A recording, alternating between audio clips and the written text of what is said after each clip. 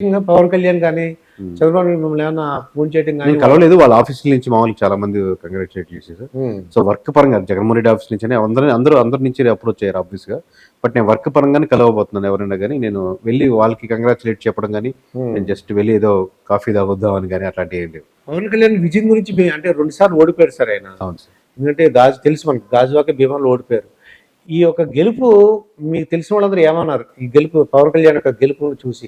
ఎందుకంటే అక్కడ చాలా శక్తులు అక్కడ ఆయన ఓడిపోవడానికి ట్రై చేసినాయండి. అంటే ఒకటి సార్ అది మామూలుగా మనకు 2009 బిఫోర్ నుంచి మీరు చెప్పినటువంటి ఎవరైతే పవన్ కళ్యాణ్ గారు గెలవాలనో, లేదా ఆ వర్గం గెలవాలనో, లేదా అప్పుడు చిరంజీవి గెలవాలనో, ప్రజారాజ్యం గెలవాలనో, లేదా ఒక సెక్షన్ ఆఫ్ పీపుల్ చాలా రోజు నుంచి కష్టపడుతున్నారు పవన్ కళ్యాణ్ గారు ఆయన గెలవాలని కోరుకునే వాళ్ళకి obviously they are utmost happy. ఎప్పుడైతే మనం వై నాట్ 21 అనేది వస్తుంది వీళ్ళకి ఖచ్చితంగా అని చెప్పామో, ప్రధాన ప్రతిపక్ష హోదా కూడా రాదు వైఎస్ఆర్‌సీపీకి. అది ప్రధాన ప్రతిపక్ష హోదా టెక్నికల్‌గా జనసేనకి వస్తుందని చెప్పాము. వాళ్ళు మోర్ కనెక్టెడ్ అయ్యారు ఆబ్వియస్లీ.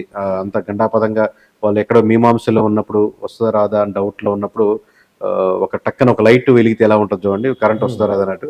సో, ఆ లైట్‌గా మనం వేసామని ఆబ్వియస్లీ రిజల్ట్‌కి మనకి ఎటువంటి సంబంధం లేదు. బట్ చెప్పిన విధానానికి, కాన్ఫిడెన్స్‌కి, వాళ్ళకి వచ్చినటువంటి నమ్మకానికి వాళ్ళు మోర్ కనెక్ట్ అయ్యారు. ఆబ్వియస్‌గా వాళ్ళు వచ్చి నన్ను కంగ్రాచ్యులేషన్ చెప్తున్నప్పుడు హ్యాపీనెస్ నాతో వ్యక్తపరుస్తూ ఉంటారు. లోకేష్ గారు గాని, లేదంటే చంద్రబాబు నాయుడు గారు కూడా ఏమన్నా వాళ్ళ కన్సి ఆఫీస్ నుంచి మీకేమన్నా అదే వాళ్ళ ఆఫీస్ ప్రతి ఆఫీస్ నుంచి కాల్ వచ్చింది సార్. మోస్ట్‌లీ వర్క్ రిలేటెడ్‌గా స్టార్ట్ అయితే తప్పితే నేను కలవను మామూలుగా. ఓకే. కలుస్తాను నెక్స్ట్. ఇప్పుడు ప్రశాంత్ కిషోర్ గారు ఉన్నారనుకోండి. ఆయన వర్క్ చేసిన జగన్మోహన్ రెడ్డి గెలిచేవాడంటారు. ఒక స్ట్రాటజిస్ట్‌గా ఆయన కంటిన్యూ చేసుంటే అలా అంటే ఊహాజనితమైన క్వెషనే.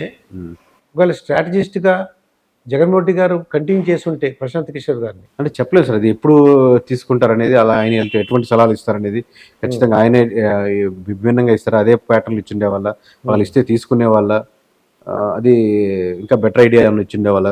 ఈ డిస్కషన్‌లో జగన్మోహన్ రెడ్డి నుంచే బెటర్ ఐడియా వచ్చుండొచ్చు. సో, అది హైపోథెటికల్ గాని మనం చెప్పలేం. ఆబ్వియస్‌గా ఒకటి మటుకు కన్ఫర్మ్ ఏంటంటే ఒక 1 ఇయర్ బిఫోర్ గాని if they know these results are going to come ఇదే వేలో వెళ్తే అంటే ఎవరైనా కానీ చేంజెస్ చేసుకుంటారు కదా సార్. ఎనీ మీడియా సంస్థ కూడా ఇలా నడిపితే అన్నప్పుడు ఒక 1 ఇయర్ బిఫోరే ప్యాటర్న్ చేంజ్ చేసుకుంటారు. అయితే జగన్మోహన్ రెడ్డి గారికి ఇప్పుడు మీకు ఫోన్ చేసి లేదంటే మీకు కబురు చేసి కొద్దిగా మాకు స్ట్రాటజిస్ట్‌గా ఉండండి అన్నారనుకోండి. మేము నెక్స్ట్ ఎలక్షన్‌లో మేము గెలిచేలాగా మాకు సలహాలు, సూచనలు ఇమ్మంటే మీకు ఇంట్రెస్ట్ ఉందా సార్? వెళ్తారా? అంటే అసోసియేట్ అవ్వం సార్. ఎవరితోనైనా కలిపి 100% వర్క్ చేసి రెడీగా ఉన్నాం సార్. అది నాట్ ఓన్లీ ఇప్పుడు మహారాష్ట్ర చేయాలని, హర్యానా ఇవి చూస్తున్నాం. ఇటువైపు ఎలా చేయాలని మేము డిస్కషన్‌లో ఉన్నాం. సో, వాళ్ళకేం మనకి ఎమోషనల్ కనెక్షన్ ఏ పార్టీ అయినా సరే, లేదా ఏదైనా సరే ఎమోషనల్ కనెక్షన్ లేకుండా అసోసియేట్ కాకుండా వాళ్ళు ఇచ్చిన టాస్క్ వరకు ఈ టాస్క్ చేసి పెట్టనంటే ఎవరితోనైనా చేసి పెడతాం సార్. గెలిచారు కదా వీళ్ళతోనే చేయాలి, ఓడిపోయినతో చేయకూడదు, లేదా అట్లాంటివి ఏం లేదు సార్. లేదా ఏపీనే చేయాలి, తమిళనాడు చేయకూడదు, అట్లాంటివి లేదు sir. All over India political plus non పొలిటికల్‌గా ఇది నెంబర్ 1 బ్రాండ్‌గా ఇండియాలో ఉండాలి అన్న ఎటువంటి సైడ్ లైన్ తీసుకోకుండా అనేది ఒక స్టాండ్ తీసుకున్నాం సార్. ఇప్పుడు మీరు కేకే సర్వే మన తెలుగు వాళ్ళు, మీరు తెలుగు ఆయన కాబట్టి ఈజీగా చేశారండి. మీకు వెస్ట్ బెంగాలో లేదంటే తమిళనాడు ఇచ్చారనుకోండి, అక్కడ కూడా చేయగలరా సార్ సర్వే? Obviously sir. ఎప్పుడు ఒక లోకల్ వారికి ఒక యాడెడ్ చిన్న అడ్వాంటేజ్ ఉంటుంది. ఖచ్చితంగా 1% 2% యాడెడ్ అడ్వాంటేజ్ ఉంటుంది. బట్ మోర్ యాక్యురేట్ గా మనం వెళ్ళాం అనుకోండి, ఇప్పుడు మనం వాడే కంపెనీస్ ప్రతి ఒక్కటి బయట నుంచి వస్తుంది. ఆల్మోస్ట్ టెక్నాలజీ కానీ నుంచి అనేది ప్రతి ఒక్కటి ఎమోషనల్ అడ్వాంటేజ్ ఉంటుంది మనకు ఉన్నటువంటిది. బట్ దాని తగ్గట్టు బ్లెండ్ చేసుకుంటూ మనం చేయగలిగితే 100% చేయగలుగుతాం. ఎక్స్పీరియన్స్ తో వెళ్తున్నాం కాబట్టి మీరు అక్కడ ఉన్న లోకల్ పీపుల్ ని మీరు రిక్రూట్ చేసుకుని 100% ఆబ్వియస్‌గా వాళ్ళ సపోర్ట్ కావాలి. ఇప్పుడు నాలాంటి వ్యక్తుల్ని అక్కడ కొంతమంది లీడ్స్ గా తీసుకోవడం, వాళ్ళు ఇచ్చే మోర్ డేటా తీసుకోవడం, దాన్ని మళ్ళీ మేము వెళ్ళి వెరిఫై చేసుకోవడం, ఇదే ప్యాటర్న్ ఉంటుంది సార్ ఎప్పుడైనా. వైసీపీ వాళ్ళు అంటే జగన్మోహన్ రెడ్డి గారు ఓడిపోయారని కూడా కంటే ఒక విషయం వాళ్ళు అందరికీ డౌట్గా ఉందండి. అంటే ఏంటి ఏం జరుగుతుందని నాకు తెలుసు. కర్నూలులో ముస్లిమ్స్ ఎక్కువ ఉన్నారటండి. ఆ ముస్లిమ్స్ ఎక్కువ ఉన్నటువంటి ఒక 90,000 70,000 ఉన్నారటండి. అక్కడ బీజేపీ క్యాండిడేట్ గెలిచాడటండి. అతను కొత్తగా వెళ్ళాడటండి. వాళ్ళకి అర్థం అవట్లేదు ఏంటని. అంటే ఒకటి సార్, మామూలుగా ఆబ్వియస్లీ బీజేపీకి ముస్లిమ్స్ స్కోర్ అగెనిస్ట్ గా ఉంటారు సార్. దాంట్లో డౌట్ లేదు. బట్ ఇక్కడ 2 ప్యాటర్న్ మీకు క్రాస్ ఓటింగ్, మీకు ఎంపీకి చూసుకుంటే క్రాస్ ఓటింగ్ బీజేపీకి వెళ్ళేది. ఇక్కడ బీజేపీ ఎంపీ సీట్లు ముస్లిమ్స్ మెజారిటీ ముస్లిమ్స్ బీజేపీకి వెళ్ళేది. That doesn't mean that MLA ఎలక్షన్స్కి వచ్చేసరికి ఎంతో కొంత శాతం, ఎందుకంటే బీజేపీతో అలైన్ కానీ పార్టీ లేదు మనకి ఏపీలో.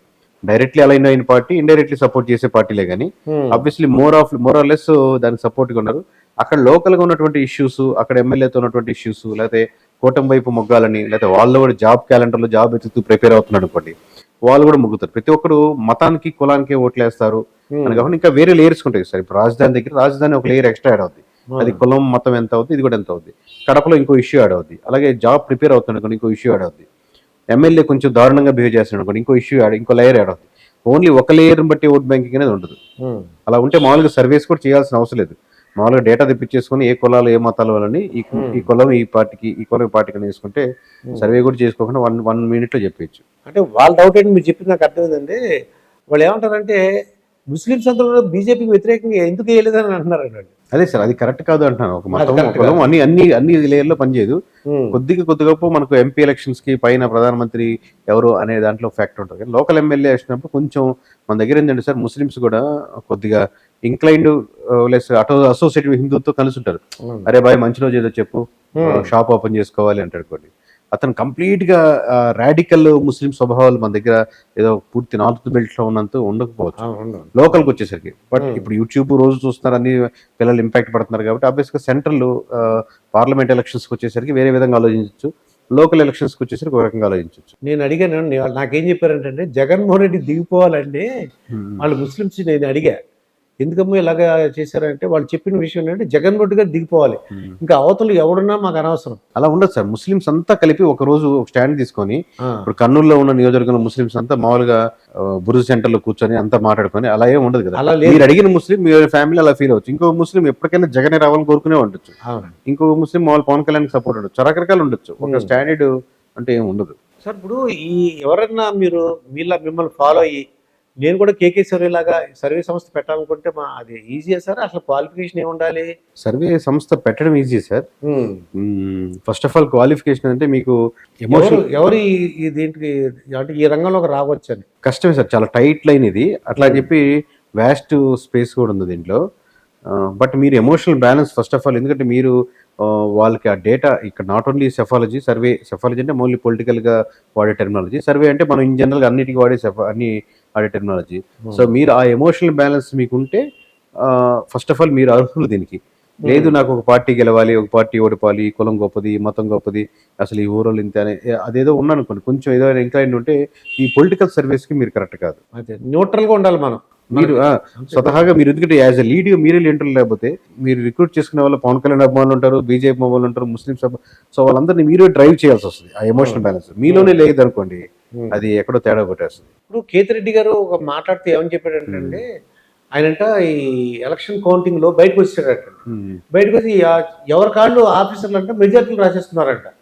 అది నిజమేనంటారు? అది అలా ఉండదు సార్. మామూలుగా ఆయన ఉన్న చాలా మంది ఎమ్మెల్యేలు ఆబ్వియస్లీ టాప్ టెక్నికల్ గా ప్లస్ తిరిగే వాళ్ళలో టాప్ 5లోనే ఉంటారు. ఆబ్వియస్గా ఆయన మీద అభియోగాలు కేసులు అన్ని వేరే పక్కన పెడితే ఆబ్వియస్లీ ఒక 5 సంవత్సరాల్లో ఒక 1000 రోజులు కనీసం ఫీల్డ్ లోనే ఉన్నారు, ప్రతిరోజు తిరుగుతున్నారు. స్టేట్ కూడా గుడ్ మార్నింగ్ ధర్మవరం అని చూస్తుంది. ఆబ్వియస్గా నేను వ్యక్తిగతంగా కూడా మామూలుగా నాకు ఎటువంటి నాకు చెప్పినట్టు లైన్స్ లేకపోయినా ఒక పాయింట్ వరకు బాగా బాగా కష్టపడే ఎమ్మెల్యే ఏముందో తన మీద ఇంపాక్ట్స్ వేరే నెగిటివ్ ఇంపాక్ట్స్ ఉన్నప్పుడు కూడా వాళ్ళు గెలవాలని కోరుకుంటారు ఇండివిజువల్గా. ఆయన కేతిరెడ్డి గారు ఇంకెవరైనా కానీ, ఎందుకంటే అలాంటి వాళ్ళు ఓడిపోవడం వల్ల ఇంపాక్ట్ ఏంటంటే ఆయనే ఓడిపోయారు ఇంక తిరిగినా వేస్ట్ కదా అని ఎక్కడో ఒక రాంగ్ ఇంప్రెషన్ సైడ్ వెళ్ళిపోకూడదు అని జనాలు. అది వ్యక్తిగత అభిప్రాయం. బట్ ఓట్ బ్యాంకింగ్ వచ్చేసరికి సార్ ఆబ్వియస్గా ఆయన ఓడిపోయింది మామూలుగా నాకు తెలిసి 2500 3000 అటు ఇటుగా ఓడిపోయారు. అంటే ఇంకొక 1500 ఓట్లు తెచ్చుకోవాలంటే గెలిచిండేవాళ్ళు. అప్పుడు ఈ డిస్కషన్ ఇంప్రెషన్ అంతా ఉండేది కాదు. సో ఆయన మీద నాకు వ్యక్తిగతంగా చాలా పాజిటివ్ కన్సర్న్ ఉంది.